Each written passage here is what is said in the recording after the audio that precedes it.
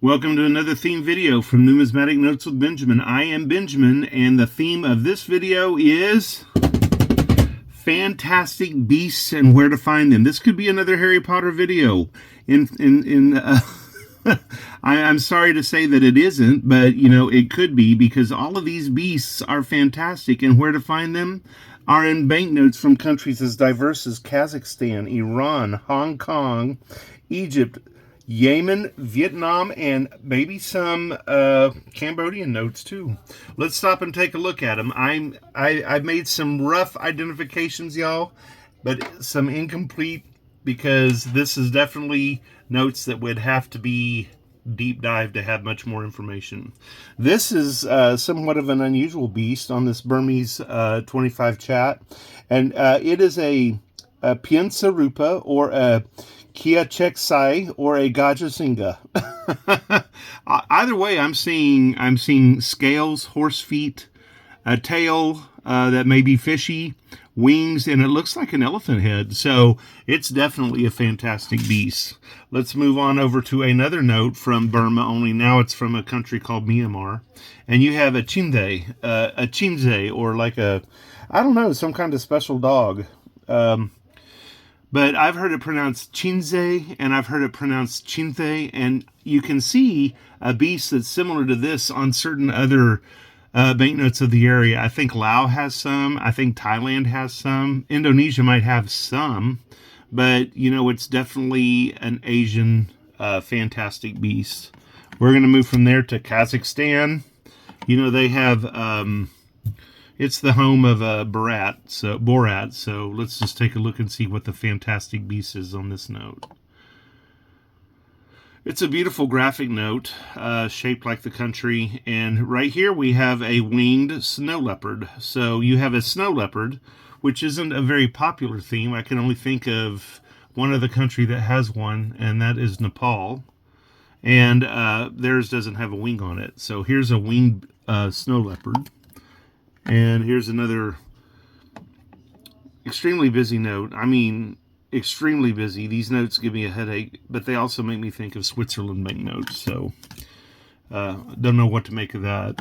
This is a note that could have been in the fantastic category, or it could have been in the snake category of my earlier video.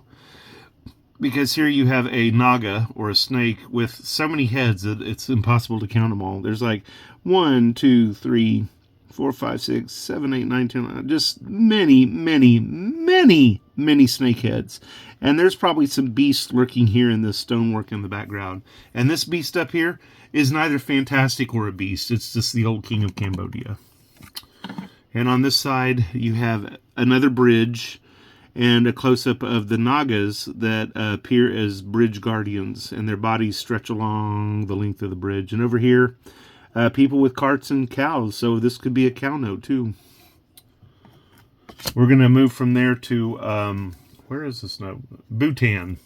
And the fantastic beasts on this Bhutanese note are,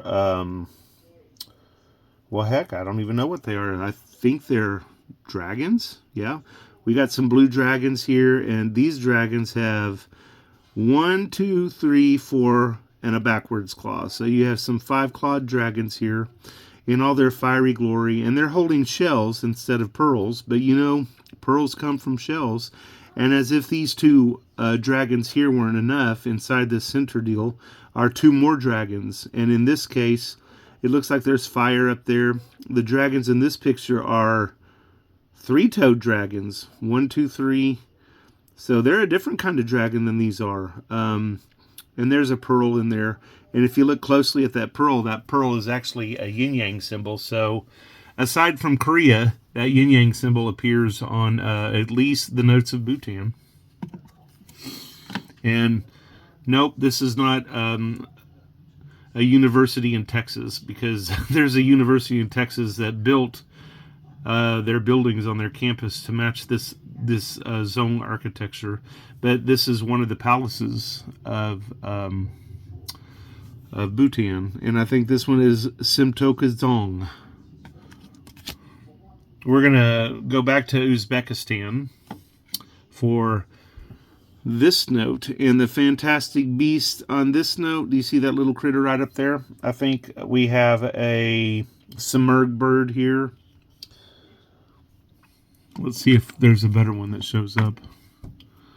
Yeah, it showed up there as the offset register in a natural scene, and who knows, that may be what that beast is right there on that old plate. Anyway, it's fantastic, and it's a beast, so here it is. Here's another, a different South Korean 10,001, but the beast on this note would be the dragons that you see here, with 1, 2, 3, 4, 5 claws. So these are a 5-clawed dragon, and there's dragons that wrap, these posts over here on this rain gauge. And then the back of the note is one of my favorite depictions of water on a banknote. You have clouds, you have a pavilion, and you have the pavilion reflected in the palace water. And I've stood in almost the same position and been able to see this building. This is one of the most beautiful architectural buildings in the world. Only it's not original because it was destroyed by the Japanese, so it was rebuilt in the 1800s, and then it was destroyed by the Japanese the second time. Or maybe it wasn't destroyed a second time, but they had to restore it again, upon their independence from Japan. And the beautiful dragon pillars that would have been here all disappeared, probably hiding somewhere in Japan. I mean, not to bag on Japan, y'all, but hey, you could do something about returning the dragon pillars, okay? But a gorgeous, gorgeous building nonetheless, made more special by the fantastic dragons that appear on them. We're going back to Bhutan, and this note of Bhutan actually has birds on it and pearls. I don't see any dragons on this side. But those fantastic birds, right? And there's a much bigger palace. This case, it's Tashikicho Tong. So it's another one of those palaces built in that unique architectural style. We're going to move to Vietnam, and this note has I think this is a phoenix, like a bird. Yeah, there's a chicken leg right there, and there's the head of the bird. And I think that's a dragon right there, and it's a 4-toed dragon. So we've had 3-toed, 4-toed, 5-toed dragons, and I think the further away you get from China, there's less toes, but they mean imperial. They mean different things. Some of these dragons are royal, some aren't. I don't quite know how to explain it, but that's definitely a phoenix. And I would have thought it was a peacock if I didn't know better, because the tails on this bird have eyes, just like a peacock would. And on this side, a splendid cow. Or in this case, a water buffalo. And then dragons right here along the side. So that's pretty cool. And these are 4-toed dragons, so that would be why they were included. This next note is a British pound, and it's one of my older British pound notes. This one was from the era of 1940 to 1948, so this would have been around World War II. And let's see what the fantastic beast is here. Nope, that's Britannia. Nothing beastie about her. Let's see if it's on the other side. Oh, yeah. Sure enough. We have the patron saint of England here. We have St. George on horse, and he's using his sword to slay a dragon underneath the feet of the horse. I was very surprised to see a similar logo on Russian coins and perhaps banknote, but whenever I was in Egypt, I saw a whole lot of this over there in Egypt as well, which, surprised me a great deal. We're moving over to Yemen, and this is a pretty purple note, and the beast that appears on this Yemeni note is a cherub, and a griffin. There's the cherub, a little angel riding on the back of this griffin beast. So you have a lion head, eagle wing, and it looks like the rear end of a snake ascending with a little angel on the back of it. It's definitely fantastic. It's absolutely the opposite of Islam, so I don't know how or why Yemen was able to get this to fit on their note. As building goes, this is more meh and such, but they at least framed it well, and have beautiful scenes of nature around it and some trees. But I just find some of these buildings to be uninspiring. Let's move back over to Bhutan for this note. And here we have some dragons here in the center, but we also have well, what are these? Phoenixes, maybe? Kind of like they had on that Vietnamese banknote. I wonder what kind of special fantastic birds these are. But those are definitely fantastic dragons in the middle. And then, of course, we have the Zong architecture, this time on Parotong. And that might be Chong. I may be completely saying that wrong. Do I have any friends and fans in Nepal? Please let me know. And if you're His Majesty the King and you're a fan of my banknote videos, I apologize, Your Majesty. I would love a chance to visit your country someday, but I can't afford to right now.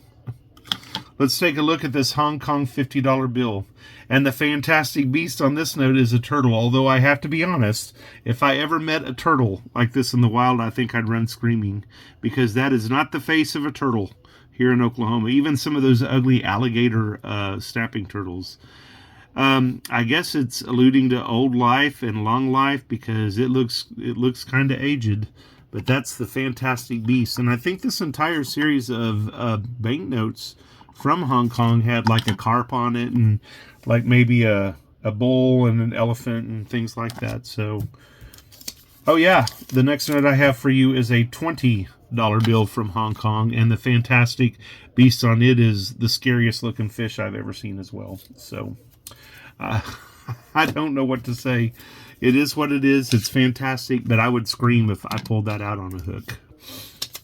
We're going to move to Iran, and the former Shah, and bless the people of Iran. Perhaps they will be able to get rid of their Ayatollahs soon. But anyway, here's the Shah here, and the fantastic beast in this case is a winged bull that appears right here. So that's a theme that you see going all the way back to the Assyrian and the Babylonian, and perhaps the I'm forgetting the name of the kingdom, but if you go to Persepolis, you can see lots of themes of winged bulls, you know, in the Darius the Great and Dariush and those palaces and such. And in this case, the bull served as an offset register from the front to the back. I'm used to seeing offset registers being a little bit smaller, but this is a pretty significant offset register and nicely detailed. So there you go, 1,000 rial from Iran. And we're going to move to Iraq, because if you do Iran, you better do Iraq, or you might offend somebody. So let's just offend everybody and put a banknote in here that has Saddam Hussein. No, he is not the beast or the fantastic beast on the note. He could just be a beast, but he's not the focus of this note. Although that is a pretty horrid tie he's got on. But if anybody could pull off a brown tie on a banknote, it would be Saddam Hussein. But no, the fantastic beast on this side is called a lamassu. And it has the feet of an ox, and it looks like it has 5 legs, because from the front you can see front legs and back legs walking, and from the side this front leg would hide that one, so you would have that one there so that you could see 4 legs from the side as well. Wings of an eagle, head of a man, and horns of a cow. So this is a special beast called a lamassu. And I have prepared a video, and I can't wait to do it, because that video fits a whole lot of biblical descriptions, and it should, because a lot of those descriptions come from the book of Isaiah, and Isaiah, I think, lived in the Assyrian Empire in this region of the world, so perhaps that's why that imagery is there in the first place. Okay, we're moving over to a 200 some, and this is a Uzbekistan note. And the fantastic beast on this one is a tiger mosaic with a face growing out of the back of the tiger. Don't know what to make of that, but it sounds like a heck of a story. We're going to go back to Vietnam, and on this note, it looks like we have a fantastic fish of some sort on the back of this 20 dong.